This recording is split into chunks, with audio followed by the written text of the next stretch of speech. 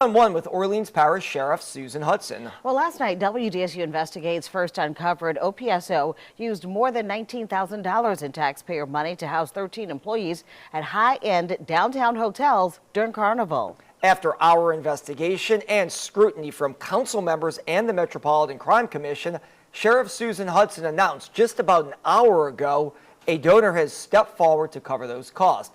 But before that, WDSU investigative reporter Aubrey Killian sat down with the sheriff this morning, and the sheriff stood firm on her actions. Does the Orleans Parish Sheriff's Office plan on reimbursing those funds? Absolutely not.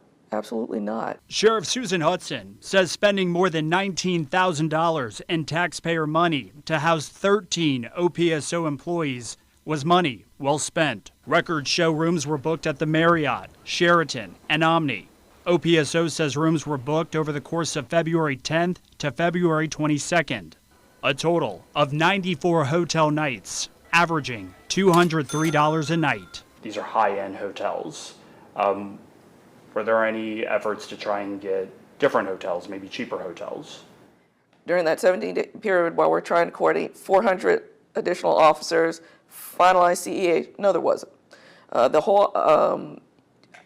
would challenge anybody to try and find a hotel room during that time period, right before Mardi Gras starts. Hudson says the rooms were necessary to coordinate law enforcement coming in to help. This cooperative endeavor agreement says the city would pay for lodging expenses for officers and deputies from outside law enforcement who assist OPSO in its detail support of NOPD and have to travel more than 35 miles to work the detail. Wednesday, NOPD confirming to WDSU Investigates, despite working long shifts through Carnival, they did not pay to house any employees in hotels to support Mardi Gras coverage. Our team was working against 16 to 20 hours. In fact, let me tell you this, we had some folks sleeping in their offices on inmate mattresses to make this happen.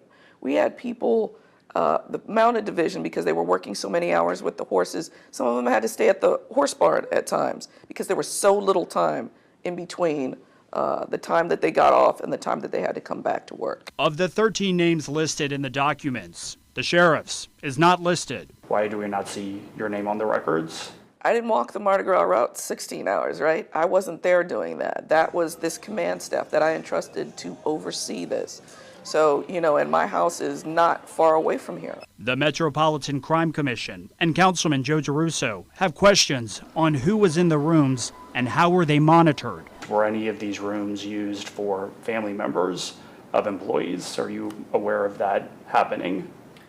We have no evidence that anything was wrong with those hotel rooms, but if you go into and check into a hotel room, you give your driver's license and you check in and go into this hotel room, you can bring other people into the room. You can bring your family into the room. There would be nothing wrong with that if they did that, but we're not aware of anything being wrong in the utilization of these rooms. In fact, our team was very grateful for them.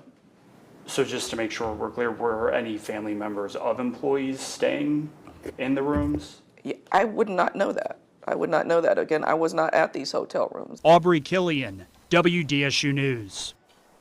Aubrey, thank you. As we said, since WDSU Investigates started asking questions, the funding is now being covered by a donor.